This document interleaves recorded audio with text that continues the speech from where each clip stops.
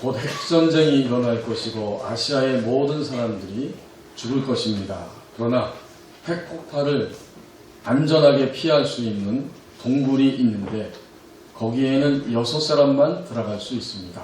현재 그 동굴을 알고 있는 사람은 10명입니다.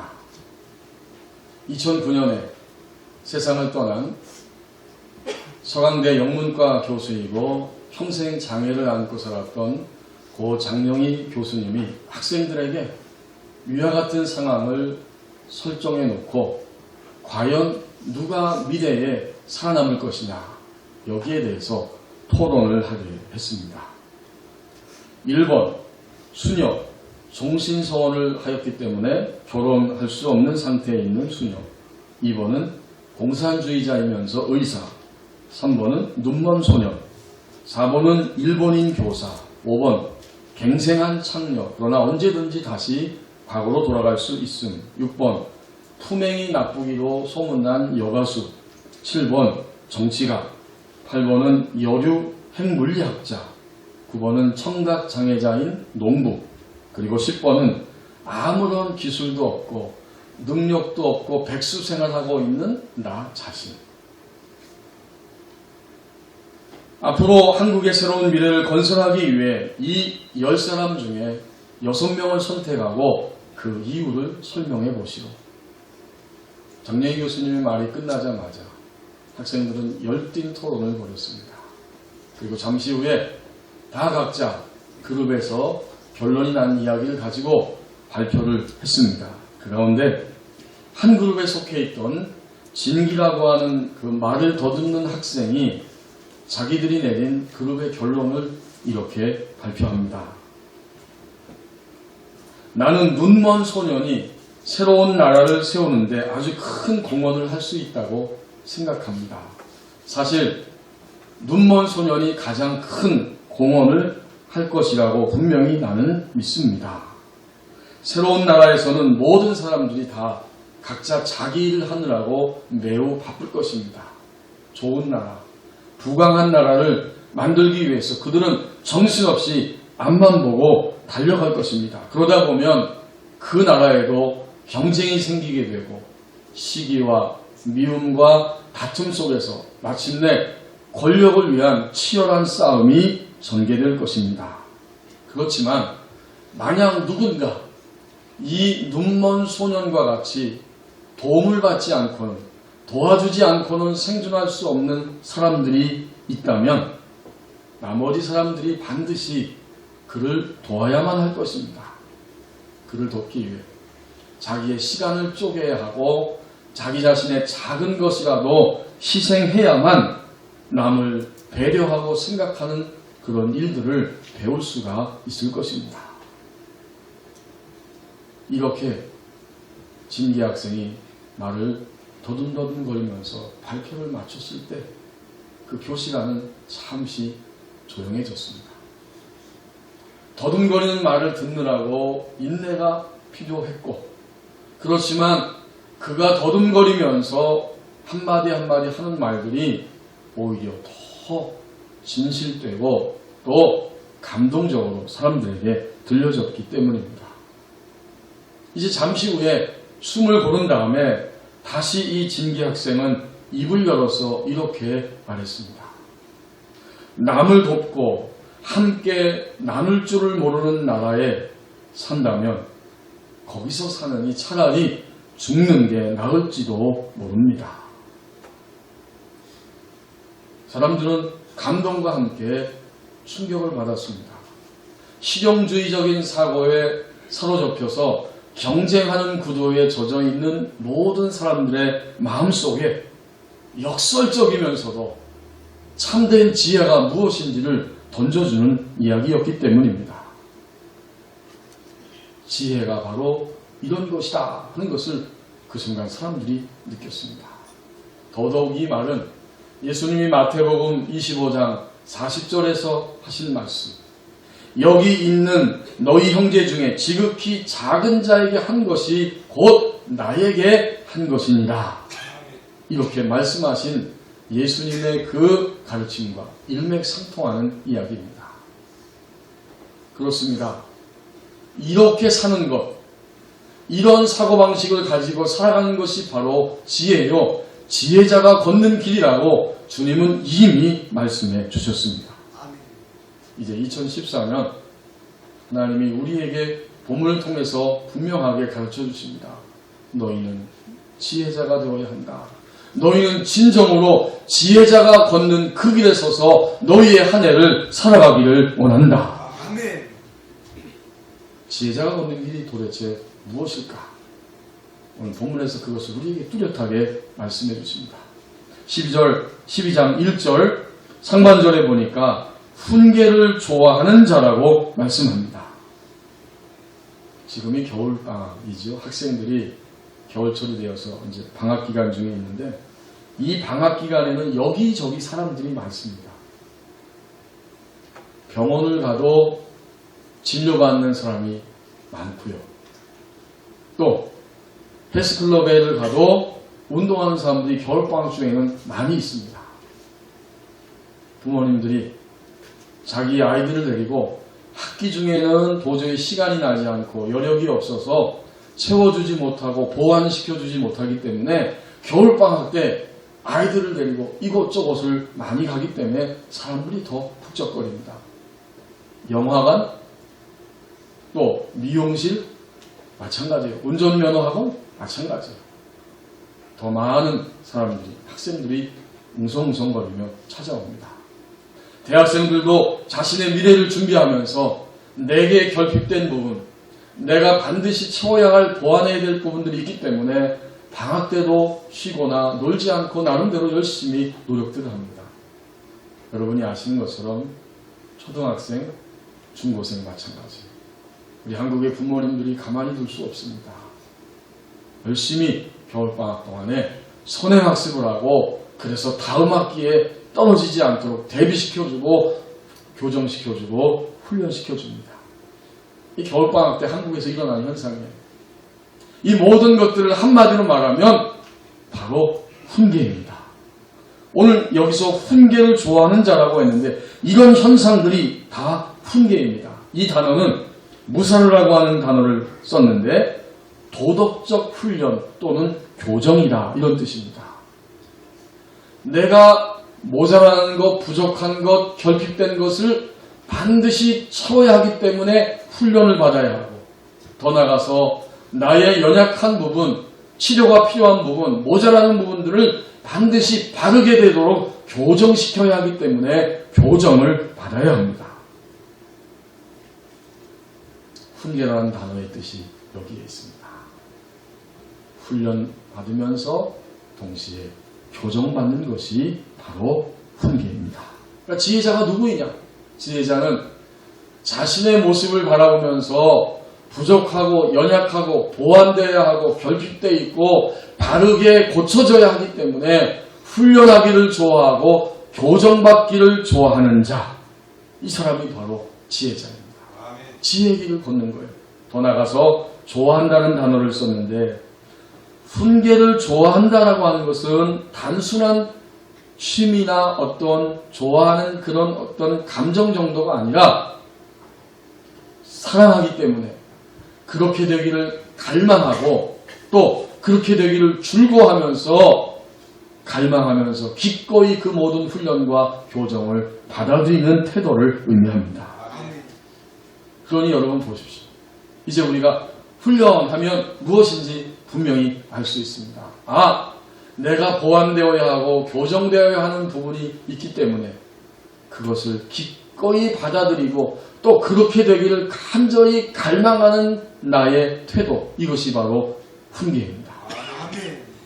근데 여러분 12절에 보면은 하나님께서 반복적으로 또 한 번 말씀하시죠. 훈계를 좋아하는 자는 지식을 좋아하거니와. 훈계를 좋아하는 자 이퀄 지식을 좋아하는 자입니다. 나의 삶 속에서 하나님이 허락하신 이 한 해 동안 모든 일들 속에서 내가 훈련받고 교정되어야 할 부분들이 있다는 사실을 분명히 믿고 그것을 좋아하는데 어떻게 해요? 기꺼이 받아들일 뿐만 아니라 그렇게 되기를 간절히 열망하고 사랑하는 태도, 이것이 바로 훈계를 좋아하는 자의 모습입니다. 아멘. 또한 이것은 그러한 길을 찾고 구하고 마침내 알기를 원하는, 그런 지식을 알기를 원하는 이러한 열망, 이런 것들이 바로 지혜예요. 지혜자의 길을 걷는 사람들의 모습입니다. 아멘. 여러분, 스위스는 시계 산업으로 유명한 국가입니다. 만약에 1968년도에 앞으로 미래적으로 볼 때 1990년대나 2000년도까지 세계 어느 나라가 이 시계 만드는 시장을 다 점령할 것인가 라고 물었다면 당연히 그 대답은 스위스라고 나왔을 것입니다. 그런데 여러분, 20세기에 들어오면서 이 스위스는 60년 동안 시계 산업을 장악했지만 이제 점점 사양길로 접어드는 일들이 일어나기 시작했습니다. 스위스는 세계 최초의 시계들을 생산했고 또 전문적인 기술을 통해서 정교함을 유지하고 있었습니다. 이 스위스 시계가 최초로 분침과 초침을 만들어냈습니다. 그리고 방수기술과 태엽을 감지 않아도 자동으로 움직이는 이런 모델을 개발도 했습니다. 그들은 이렇게 놀라운 기술력을 가지고 세계 시장을 장악하고 있었는데 시간이 지나면서 1979년도부터 이제 슬슬 사양길에 접어들기 시작했답니다. 이 노동자들의 숫자가 그 당시에 6만 2천 명이나 되었는데 1979년부터 81년 3년 사이에 5만 명의 시계 가공 기술자들이 직장을 잃고 말았습니다. 90%나 되던 수익률도 20% 아래로 떨어지고 말았습니다. 이제 그들은 안 되겠다. 우리가 정밀 전기시계 운동을 시작하자 했지만 역부족이었습니다. 원인이 뭘까? 단 한 가지였습니다. 그들은 자신들이 시계라고 생각할 때에는 그 주 스프링과 마디가 있어야 되는데 새로운 기술이 개발되어서 그런 것 없이도 시계가 잘 돌아가는데 그 신기술을 받아들이기를 거부했기 때문이었습니다. 새로운 기술을 수용하려면 너무나 많은 변화가 필요하니까 그것을 거부했고 마침내 그들은 시계 산업에 있어서 선두자리를 빼앗기고 말았습니다. 반면에 이 세이코와 같은 다른 시계 회사들은 이 기술을 과감하게 받아들이면서 새로운 시장을 점령할 수 있었다고 합니다. 여러분 오늘 주변에 보세요. 세이코 시계 종종 보실 겁니다. 그러고 보니까 제 팔목에 찬 시계가 세이코입니다. 이게 몇 년 전에 제가 선물을 받았어요. 미래를 걱정하고 미래를 염려하면서도 오늘의 현실 속에 안주하고 변화를 거부하고 그렇게 자기 자신의 자리에 계속 머물러 있고자 할 때에 산업도 사람도 도태될 수밖에 없다는 사실을 이 스위스 시계 산업이 우리에게 보여주고 있습니다. 성도 여러분, 우리는 2013년과 같은 태도로 그런 모습으로 계속해서 이 한 해를 결코 지낼 수는 없습니다. 작년에 했던 예배 생활, 작년에 했던 기도 생활, 작년에 했던 말씀을 대하는 태도, 이런 모양을 그대로 가지고 있다면 우리는 하나님이 주시는 새로운 역사를 향해서 발걸음을 옮길 수는 없을 것입니다. 그래서 오늘 말씀합니다. 과감하게 신기술, 새로운 사기를 향해서 발걸음을 옮겨야 할 것이다. 우리 삶 속에 신기술, 새로운 세계, 새로운 믿음과 삶의 세계는 하나님으로부터만 나올 수가 있습니다. 이제 우리는 분명히 깨닫습니다. 하나님이 내게 2014년 한 해 동안에 주시는 모든 일들은 모두가 다 나를 훈련하기 위하며 나를 바르게 고치고 세워서 교정시켜 주시기 위해서 우리에게 허락하시는 일들입니다. 이 믿음이 이 새해 벽두 아직 둘째 주를 맞이한 우리에게 먼저 있어야 합니다. 아멘. 우리는 내일을 알 수 없습니다. 내일 나의 건강이 어떻게 될지, 내일 나의 직장이 어떻게 될지, 우리의 자녀들이, 우리의 사랑하는 아내와 남편과 부부가, 우리의 경제사정, 이 땅이 어떻게 바뀔지 우리는 알 수는 없지만, 그러나 내가 인생을 살면서 만나는 모든 일들은 하나님이 나를 훈련하시고 교정시켜 주셔서 바르게 고치고 세우시기 위해서 우리 가운데 허락해 주시는 일들입니다. 아멘. 이걸 어떻게 해요? 이것을 좋아해야 합니다. 아멘. 이것을 갈망하고 기대하고 기꺼이 다 받아들이는 태도, 그것이 바로 지혜자의 걷는 길들입니다. 아멘. 하나님은 우리의 작은 부분, 아주 세밀한 작은 부분부터 시작해서 큰 일까지 모든 일들을 만지고 계시고 계획하고 계시고 마침내 우리를 훈계 자리로 이끌어가고 계십니다. 아멘. 우리는 이것을 분명히 믿고 좋아할 수 있어야 됩니다. 아멘. 송구영신 예배 때 우리 교우님들이 3가지 기도 제목을 예배에 참석해서 적으셨습니다. 이제 그것을 쭉 돌아보고 전도사님이 타이핑을 하게 했습니다.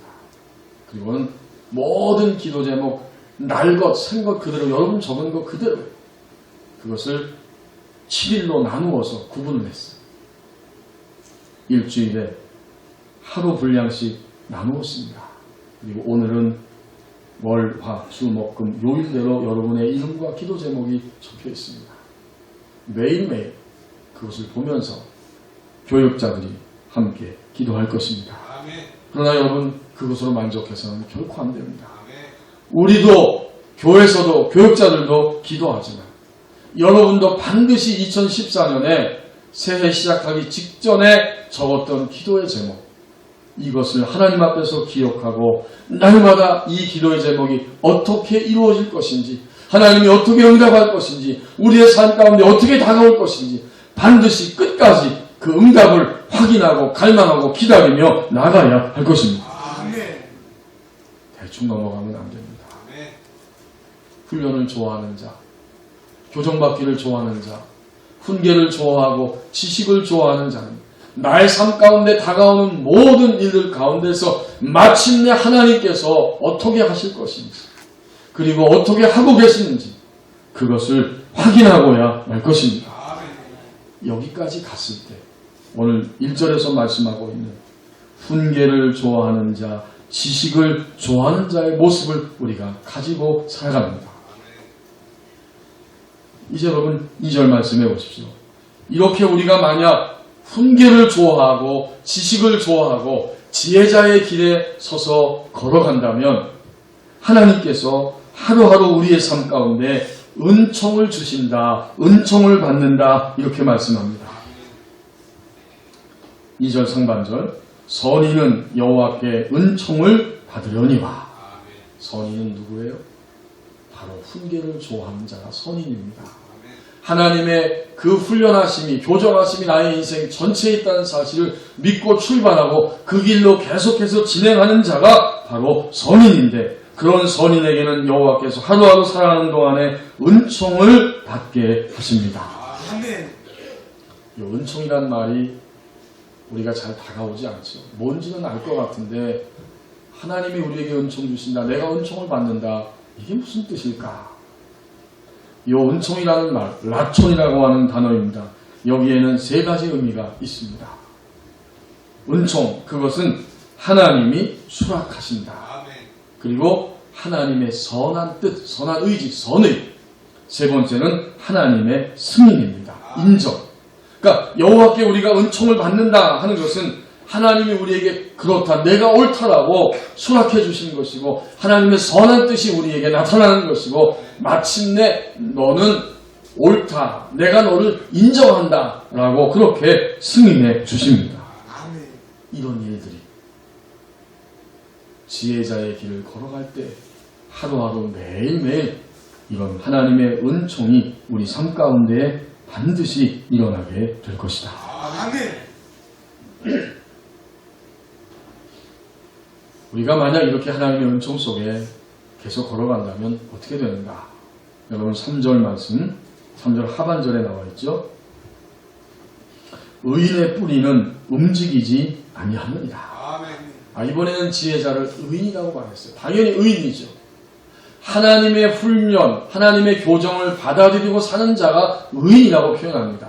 그가 그렇게 의인되어서 끊임없이 그 길로 달려가며 살아갈 때에 하나님은 그의 인생이 점점 흔들리지 않도록 굳게 뿌리를 내릴 수 있도록 움직이지 아니하도록 하나님이 역사해 주십니다. 의인의 뿌리는 움직이지 아니하느니라. 근데 하나님께서 오늘 말씀해 보십시오. 양날의 칼처럼 우리에게 지혜자로 걷는 그 길에 대해서 주시는 축복을 말씀하시면서 그 반대의 것도 반드시 말씀해 주십니다. 성경에 보면 하나님은 항상 같이 말씀해 주세요. 그래야 우리가 더 잘 깨닫고 알기 때문에 양쪽을 늘 같이 동시에 말씀해 주십니다. 이제 여러분 만약 우리가 지혜자로 살지 않고 지혜의 길을 걷지 않을 때에 어떻게 됩니까? 1절 하반절에 보면 징계를 싫어하는 자는 짐승과 같으니라. 이 징계란 말과 앞에 훈계란 말은 같은 말입니다. 하나님이 주시는 교정과 훈련을 좋아하는 것이 아니라 아주 싫어하면서 거부하면서 살면 그의 인생은 짐승과 같을 것이다. 상상이 되죠. 짐승은 난폭하고 사납습니다. 그리고 짐승은 앞뒤가 통하지 않습니다. 마치 우리말로 하면 먹통과 같이 막혀있는 그런 비참한 인생을 살 수밖에 없을 것이다. 이제 2절 하반절에서 또 말씀합니다. 그렇게 지혜자가 걷는 길에 있지 않을 때 그는 악인입니다. 악을 꾀하는 자는 정죄하심을 받으리라. 반대예요. 지혜자가 걷는 길은 하나님의 은총을 받을 것이다. 하나님의 은총을. 반대로 지혜자가 되지 않고 그 삶을 추구하지 않는 자는 여호와께서 너를 죄인이라고 정죄하게 될 것이다. 인정을 받지 못하는 거예요. 우리가 자존심 상해하고 밤잠을 자지 못하는 것도 인정받지 못하기 때문입니다. 저 사람이 나를 인정 안 하고 나를 무시해. 그때 우리는 몹시 힘들고 괴로워합니다. 자기가 얼마나 되었다고 나를 무시하는가. 인정이 이렇게 중요한 거예요. 하물며 하나님이 인정해 주시는 삶, 하나님이 인정하지 않고 정죄하심을 얻게 되는 삶, 그 삶이 얼마나 극명하게 차이가 나겠습니까? 이제 3절 상반절에서 말씀합니다. 그가 지혜자의 길을 걷지 않을 때 그는 그의 악으로 인해서 굳게 서지 못할 것이다. 이스라엘 사람들은 굳게 서는 것에 관심이 많았습니다. 그들은 떠돌이 유목민이었기 때문에 정착하여 사는 삶이 행복이고 축복이에요. 그런데 만약에 지혜자의 길을 걷지 않으면 그들은 결코 뿌리가 움직이지 않는 이런 삶이 아니라 굳게 서지 못하여서 흔들거리면서 유리방황하는 삶을 살게 될 것이다. 곧 죽음과 포로 생활을 의미합니다. 이스라엘 역사를 보십시오. 그들은 애굽에서 포로 생활하였고 하나님이 출애굽시켜 주셔서 광야를 지나 가나안에 정착하였지만 또다시 그들은 흔들려서 바벨론 땅으로 포로 생활하며 잡혀갔습니다. 이러한 역사들을 바라보면서 진정한 행복은 축복은 뿌리가 든든하여서 움직이지 아니하고 굳게 서는 것이 행복이라고 그들은 생각합니다. 자, 그런데 지혜자가 되지 않고 그것을 추구하지 않을 때 그들의 삶은 그 악으로 인하여서 굳게 서지 못하느니라. 이제 2014년 한 해가 지금 막 출발되어 진행이 되고 있습니다. 하나님은 이 한 해 동안에 우리 복원이교회 모든 성도들이 진정으로 지혜자가 되고 지혜자가 되는 그 길을 걷기를 원하십니다. 고대 로마에서는 선하고 아름다운 것은 올바른 것이다. 이렇게 생각하며 살았다고 합니다. 선한 것은 아름다운 것이고 동시에 아름다운 것은 삐뚤어진 것이 아니라 항상 바르게 올바로 세워져 있는 것이 선하고 아름답다. 그래서 지금도 이탈리아를 여행하는 사람들의 이야기를 들어보면 그 옛날에 다 이미 밭과 그 논이던 것들을 다 직각으로 딱 만들어 놨다는 거예요. 그게 선이고 아름다운 것이고 올바른 거라고 생각했다는 겁니다.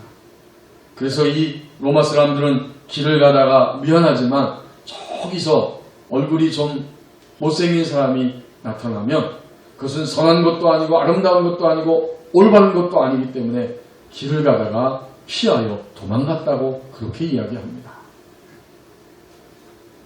심지어는 집에서 아기가 태어났는데 태어나고 보니까 기형아입니다. 몸의 한 부분이 정상이 아닙니다.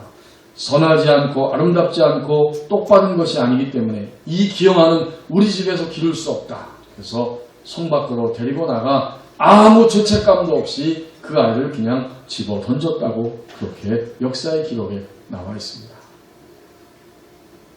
로마인들이 똑똑한 면도 있었지만 그러나 여러분 이런 행동은 결코 참된 지혜가 아닙니다. 오늘 성경은 참된 지혜를 우리에게 말씀합니다. 지혜자가 걷는 길, 그것은 우리의 삶 가운데 올 한 해 동안에도 반드시 모든 일 가운데 하나님의 훈련하시는 손길, 하나님이 올바르게 하시기 위해서 교정하시는 손길이 나의 삶 전체에 담겨 있음을 믿는 것입니다. 그것을 믿었기 때문에 이제는 오히려 기꺼이 받아들이고 오히려 그렇게 되기를 갈망하면서 그러한 삶을 향해 한 걸음 한 걸음 나아가는 삶입니다. 여기에 바로 지혜가 있고 지혜자가 걷는 길이 있을 것입니다. 기도하겠습니다.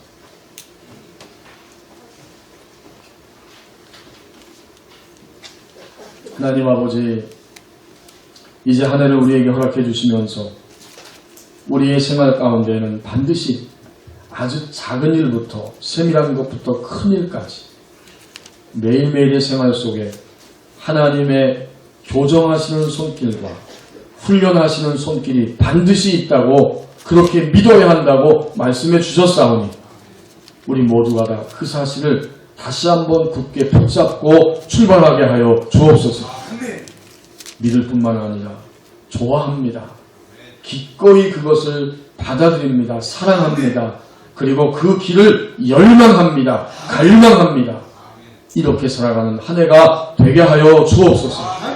그래서 매일매일 여호와의 은총을 경험하게 하여 주시고 날마다 우리의 인생이 굳게 세워지는 것을 경험하게 하여 주옵소서. 우리 모두가 다 지혜자로 지혜자의 길에 서는 축복의 한 해가 되게 하여 주옵소서. 예수님의 이름으로 기도하옵나이다. 아멘.